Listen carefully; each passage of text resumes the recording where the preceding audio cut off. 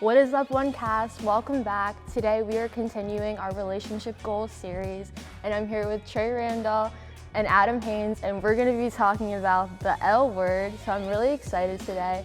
So my first question to both of you is, what do you guys think the 5 stages of a relationship are? 5 stages? According to Google, there are 5 stages. According to Google, I think it's like getting to know somebody, right? Or all right, attraction. So attraction's the first one. So like you're chilling there, you see somebody, be like, oh yeah, like that person looks good. So you're attracted to that person. Then it's, I don't know. I think like the first has to be friendship stage. Okay. And then after that, it's like, okay, it's like a talking stage. After that, yeah, that's like the first.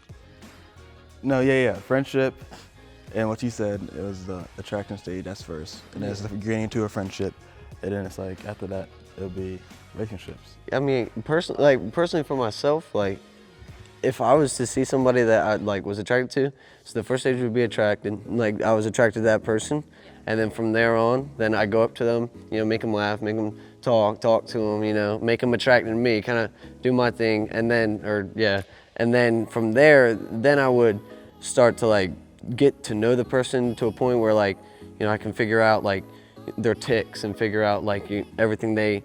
Everything about that person, that I can get to know, like, know my boundaries and know my surroundings, know my area, and then from there, and then that's when you get to the point where I think around the 4th, after the fact that you've gotten to know the person and really like invested your time into knowing this person, I think that's the part where you can really tell if you're in love or not. Well, respectfully, you're both wrong. According to Google, there's the crush phase. So like you said, that's like the attraction one. Then there's the I love you phase, the honeymoon phase, the burnout phase, and then the breakup. Today, we're gonna be talking about the I love you phase. So my first question is, how do you show someone that you love them? I'll answer this. Okay. I show someone I love them by just making time with that person, and also investing time with that person, and also letting my actions speak louder than my words. Yes. So it's not always talking about, oh, I love you this, I love you this. I'm showing you how I love you through my actions. I think make sure not to act selfishly and to act like, for yourself. In a relationship, it's only as good as both sides. So it's like in a relationship, it's a 50-50 thing. Like I'm not doing everything for my benefit in a relationship. I'm not doing it because I like it. I don't really care if she likes it. If she likes the idea, that's cool. But because I like it, I'm gonna be in the relationship, and that's just not how it is. I mean, at the end of the day, the relationship is only as strong as how much both sides of it fight for it.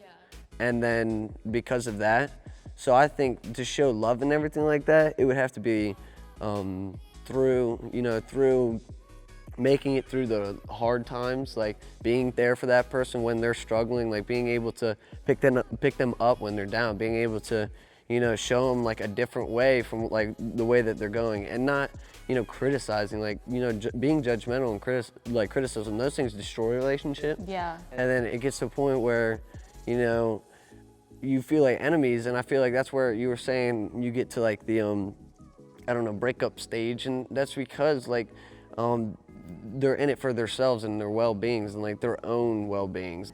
Yeah. That's good. So when someone says I love you to you, like what does that mean to you guys? Well, when someone says I love you to me, I feel special.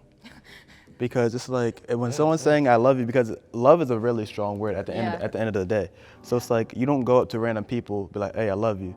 It's like only the people that you love dearly says that to you. Yeah. And you have to have some type of relationship for that person or somebody to say I love you. You don't go up to some random stranger and be like, I love you, because you don't know them. Yeah. Adam? Yeah, I think it kind of makes me think of like Jake Antizana, if you guys ever heard him say it. Me and him will talk about it all the time. It's desensitized. Love is desensitized nowadays. And it gets to a point where, I could be in like my classroom when I was in school and sit there and be like, yeah, man, I love it when my teacher's absent, or I love it when I'm here. Like, I love it when, you know, this dude's acting a clown, or I love it when people laugh at me. And it gets to a point where when I'm in a relationship, or even, sorry, I'll even go on a whole nother rant, but like talking about relationships, like it gets to the point where you can say love so many times, it feels desensitized. Yeah. And you can get to the point where, I mean, you saying you love somebody every night, and you know, it gets to the point where you're taking advantage of that word. That's good, Adam, that's good. My next question is, you know, society has like the definition of love. How do you separate the difference of like society's definition and then the biblical version? How do you keep yourself from like falling into society's little trap? So I would never, ever let anybody else outside of my relationship try to get into it and say what love is. Because anybody could come into a relationship and be like, okay, you gotta do this, you gotta do this. But at the end of the day, it has to be between you and that other person. If you see what I'm saying? So it's like I would say I would never let anybody else tell me what love is outside of my relationship. Well, I actually Googled society's definition of love. This is good. You ready? Yeah. Society tells us love is 2 a.m. text messages telling someone how lonely you are. Society defines love as something that selfishness satisfies your own desires. Relationships these days are centered around physical connections rather than emotional ones. Society thinks that love is disposable. See, the best relationship is when you can love somebody without physically touching them. And you're attracted to their mind and the way they think and the way they process things. And it's not always about, oh, hug, touch this. It's always about sitting down, having a conversation, and always like coming back together at the end of the day. Yeah. See what I'm saying? Yeah. Adam? I think, you know, with the Bible and everything, love is not putting yourself on a pedestal, but making yourself the pedestal. And what I mean by that is that, you know, love is raising somebody else up, being there for somebody else, you know, picking them up when they need to be picked up, or showing them a way, or being their light when it's dark and stuff like that. That's love. It's an action. Love is not a feeling. I mean, you can love somebody, but if you love somebody, you will act upon that. You will act for that person. And you know, I could say I love you, and nowadays, like, I love you is a scary word, because I love you can be used in so many harmful ways. I think the word love can be used more harmful than good. Yeah. And because you could say I love you, and the only reason that person is saying I love you is to get with you physically. Yeah. See, yeah, go ahead. I feel like when people say I love you, you know how like when your mom gives you something, if you like when you did something good, and they'd be like, oh, okay, Mom, thank you, I love you. But it's like some people say I love you when you do something for them. Yeah. And it's like I will always, if I'm in a relationship, well, yeah. When I'm in a relationship, I'll show you. I'll do more things than saying I love you. Yeah, and it's like kind of like what you were saying. Like, you know, if you're trying to buy love off of somebody, you're doing too much. You're doing too much, homie. I mean, come on. Like, I mean, I'm not gonna sit here and be like, I'm not gonna be here and say like simp or something like that. Like, I'm not gonna call nobody simp, but like, I mean, at the end of the day, like, if like the person you were meant to be with, the person that God has planned for you, does not want doesn't need your money, or doesn't solely want you because of your money. That's good. That's good. So, with love, there comes sacrifice. What's something that you guys have sacrificed for love, for someone you love? I would say I would sacrifice time with my family, like family events. I would like go out of my way. Say if I have a golf match, or golf practice, or I like going to the gym. I'd be like, okay, I'll skip that session to see the one. Money. Money for sure. money's a big one. Money for sure. I mean, like I was just saying earlier, how if you're spending too much money on like a girlfriend or a boyfriend, then you're being a simp. But to be honest, like, I mean, at the end of the day, I love Chloe, and you know, I want to go out and do things with her and go on these little dates, and and those things cost money. I mean, and I'm not gonna sit here and be like, yeah, no, like having a girlfriend's cheap, because no, especially if you got a car, man. I mean, if you're just one where you're driving around all over the place, you think you can go anywhere, but you can go anywhere for money. You can go anywhere for dollar bills. You feel me? But so yours would be money and gas. It would be money, and then I think it would definitely be I sacrificed, you know, like. What about sacrificing like masculinity? Like, see, I feel like the best relationship is where the one person is not spending all the money when you're coming together. And it's like, if you could pay your half, I can pay my half, and be like, all right, it doesn't matter. It's just the fact that we're coming together, and it doesn't matter how much money we spend. Yeah, and I'm not trying to say nothing, but Chloe does spend money too. So I'm like, before she sees this, I'm not gonna sit here and be like, yo, like she doesn't spend. I spend all the money because she doesn't. I mean, I'm not gonna say nothing. I'm just saying my own butt. I looked at the camera that time. but I don't know how to put this into words, but you know, I've sacrificed kind of like her. That doesn't make a lot of sense. Chloe, I'm in a long-term relationship.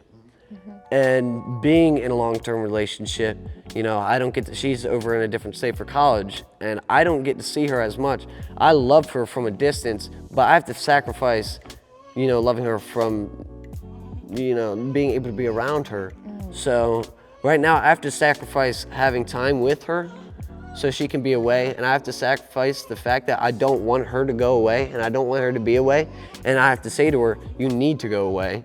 I have to sacrifice kind of, not really my wants, but like her needs. I have to sacrifice for her needs and not my wants, if that makes sense. Not being selfish and letting her go, but being there with her through every step. And I've had to sacrifice, you know, me personally wanting to be around her all the time, you know, me personally wanting to like go on dates and be there for her and, you know, see her family and stuff like that. I've sacrificed that so that she can go to college and she can, you know, prosper in her own way where she was called to be, by God to be there. I was like, I'm not gonna be the person that's gonna be in between your calling to God. See, the biggest thing for y'all is like, separation makes a relationship really close. At the end of the day, like when you're not together, when you're thinking about somebody, and when you're not together at some point, like a long distance relationship, that takes a lot of commitment.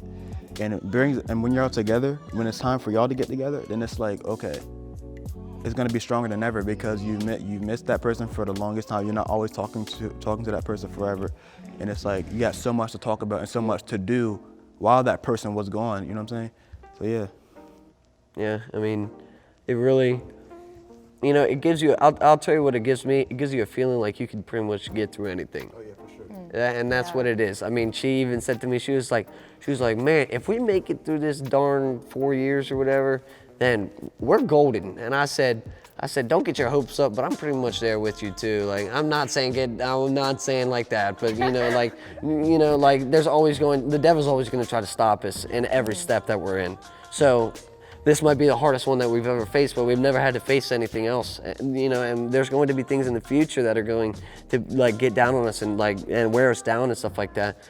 But the fact that we were able to fight through these 4 years, that we're fighting through these 4 years, is the idea that we're going to be able to take whatever the devil throws at us, and we'll be able to go at it and hit it hard. It was really good. Thank you both for being here. You guys definitely made me laugh, and I definitely learned a thing or two, so I really appreciate it. Thank you all so much for watching. We'll be back next week, continuing our Relationship Goals series. Thank you so much.